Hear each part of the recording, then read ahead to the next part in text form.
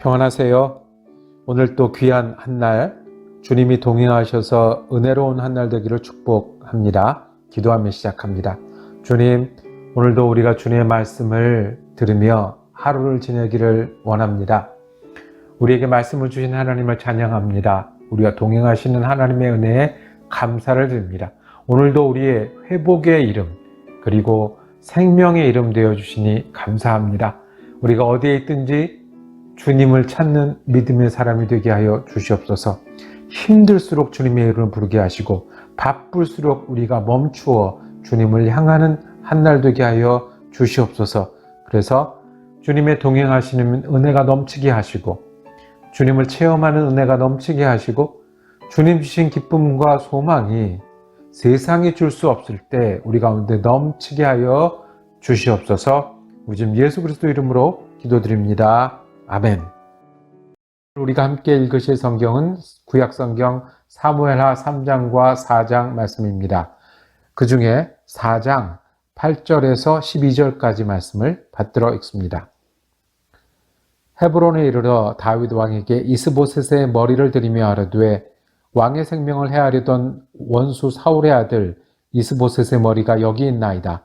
여호와께서 오늘 우리 주 되신 왕의 원수를 사울과 그의 자손에게 갚으셨나이다 하니 다윗이 부에롯 사람 림몬의 아들 레갑과 그의 형제 바나에게 대답하여 그들에게 이르되 내 생명을 여러 환난 가운데 건지신 여호와께서 살아계심을 두고 맹세하노니 전에 사람이 되게 알리기를 보라 사울이 죽었다 하며 그가 좋은 소식을 전하는 줄로 생각하였어도 내가 그를 잡아 시글락에서 죽여서 그것을 그 소식을 전한 가품으로 삼았거든.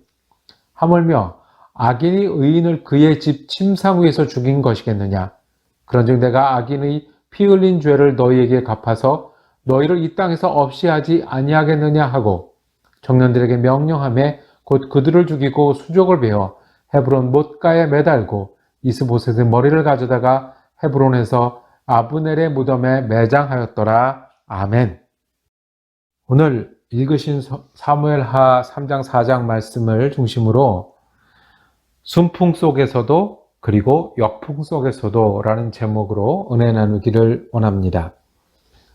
3장 1절은 이렇게 시작을 합니다. 사울의 집과 다윗의 집 사이에 전쟁이 오래매 다윗은 점점 강하여 가고 사울의 집은 점점 약하여 가니라 말씀합니다. 나라가 어려움에 처했습니다. 사울 왕이 있었지만 사울 왕과 왕자들이 전쟁 때 모두 죽고 말았습니다. 거기다가 큰 지파였던 유다 지파가 반역을 했습니다. 사울의 집안의 입장에서 보면 반역한 것이고 유다 지파 입장에서 보면 더 이상 어려운 나라, 사울이 다스린 나라에 함께 할 수 없어서 독립을 한 것이죠. 그래서 유다 지파는 다윗을 왕으로 세우고 사울의 집안과는 달리 또 하나의 왕국을 시작하게 됩니다. 그러면 지금 어떻게 된 거예요? 왕이 없고 왕자가 없는 사이에 내전이 일어난 것처럼 된 상황입니다. 그 전에 왕이었던 사울의 세력과 새롭게 왕이 된 유다 지파의 왕이 된 그리고 옛날에는 온 국민의 사랑을 받았던 다윗이 경쟁을 하는 형편이 되었습니다. 나라가 나누일 것입니다. 많은 사람이 죽을 것입니다. 그런데 이렇게 어려운 상황만 계속되는 게 아닙니다. 우리가 뭔가 하려고 하면 역풍을 맞이할 때가 있습니다. 앞으로 나가야 되는데 맞바람이 마주쳐요. 그래서 그냥 나가기도 힘든데 여러 가지 방해가, 여러 가지 어려움이 힘든 일이 맞이할 때가 있습니다. 지금 이스라엘의 형편은 그래 보입니다. 역풍의 역풍을 맞이하고 있습니다. 다윗도 그동안 많이 도망 다니고 피해 다니다가 사울이 죽어서 고향으로 돌아와서 유다 지파의 지도자가 됐습니다. 이제 앞으로 갈 수 있을까요? 한 지파를 데리고 이스라엘을 다스릴 왕국을 다시 회복할 수 있을까요? 그런데 하나님께서는 역풍을 견뎌내고 있는 이스라엘, 역풍을 맞이하고 있는 다윗에게 순풍을 보내주십니다. 자, 사울의 집안과 다윗의 집안이 경쟁하고 있을 때 사울의 집안의 왕은 이스보셋이었습니다. 주목받지 못하던 사울의 왕자가 나라를 이어받게 됐는데 실권은 아브넬이라고 하는 장군이 쥐고 있었습니다. 즉 이스보셋이 왕의 아들이었기 때문에 왕이라고 불리긴 하지만 모든 힘과 그리고 나라를 운영하는 사람은 아브넬이었습니다. 이 사람이 무슨 일까지 했냐면 사울 왕, 자기가 모시던 사울 왕의 후궁을 범하는 일까지 했습니다. 고대 시대에 그 여인, 이전 아내를 범한다는 것은 그 모든 것을 차지한다는 것이죠. 전쟁을 하다가 상대방 적국을 점령하면 그 왕비들을, 그 후궁들을 데려오는 것처럼 그 일들을 했습니다. 당연히 왕 이스보셋은 항의했겠죠. 아브넬 장군, 당신이 어떻게 우리 아버지 사울 왕의 후궁을 범할 수 있겠느냐. 그랬는데 이 아브넬이 정말 자기가 좀 힘이 있다고 기고만장하고 교만이 끝이 없었습니다. 어떻게 당신이 나한테 그렇게 말할 수 있느냐. 당신이 왕이면 왕이지.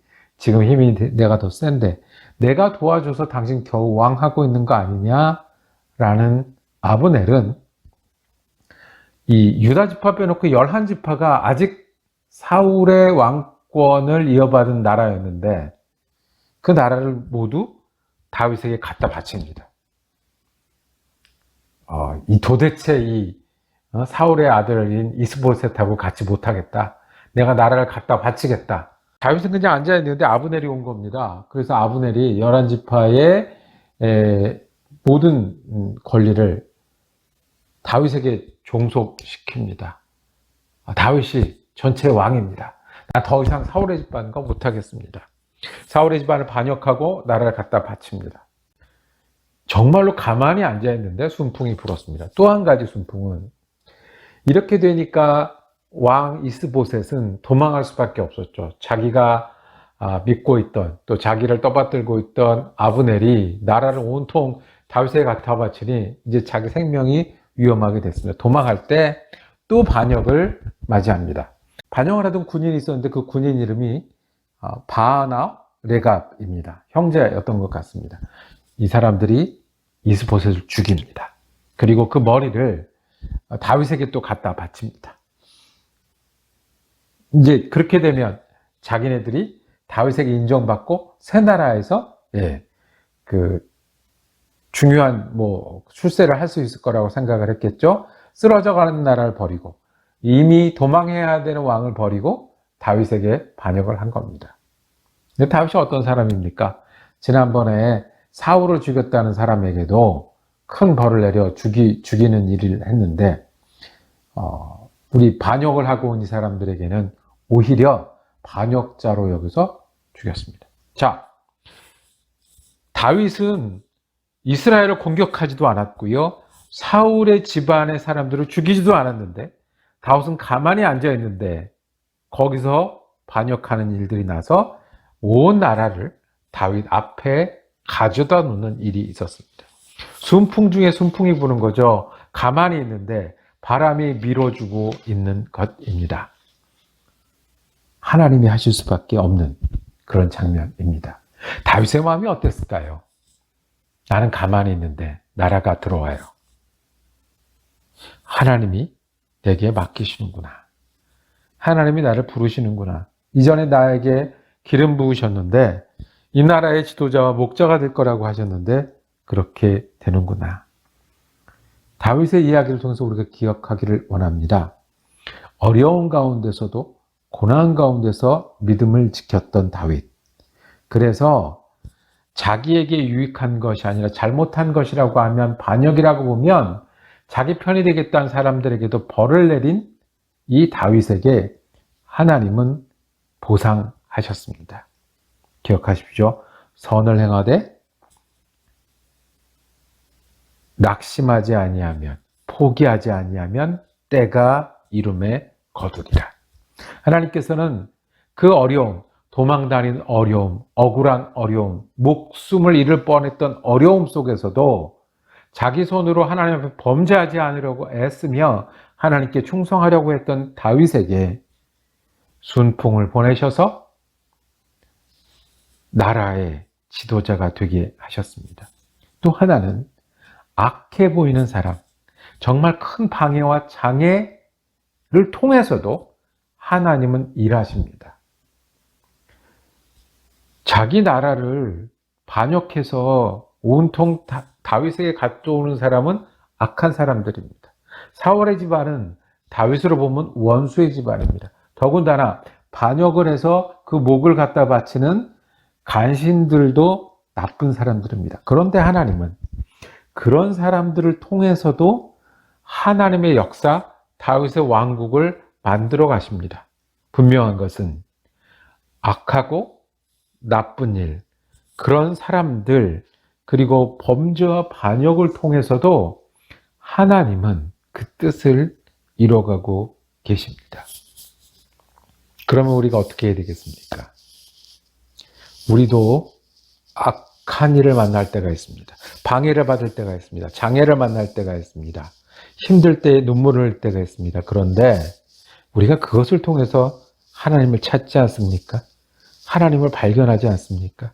우리 가운데 아픈 기간이 없었으면 하나님을 모르고 지냈을 많은 사람들이 있습니다. 우리 가운데 눈물 흘리는 어려운 기간이 없었으면 기고만장하고 제멋대로 살았을 사람들도 많이 있습니다. 기억하십시오. 오늘을 보면 하나님이 계신가? 정말 하나님이 나를 도와주시나? 그럴 때가 있습니다. 지금 이 아픈 순간, 어려운 순간 하나님, 왜 이렇게 하나님이 계신데 맞바람 역풍이 부나요? 라고 할 수 있습니다.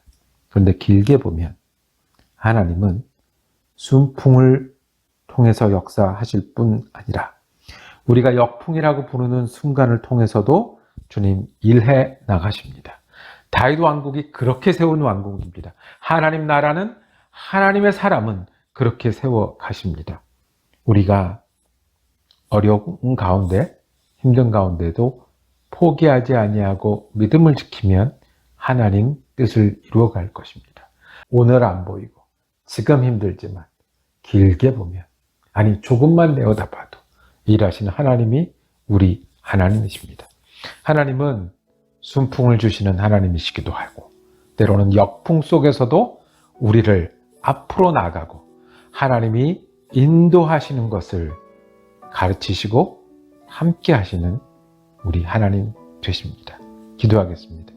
주님, 우리가 역풍을 맞이할 때가 있습니다. 힘들고 어렵고 눈물 흘리고 오늘 아플 때가 있습니다. 그런데 주님, 우리가 믿습니다. 그 가운데서 하나님 역사하심을 믿습니다. 이끄시고 계시고 함께 하심을 믿습니다.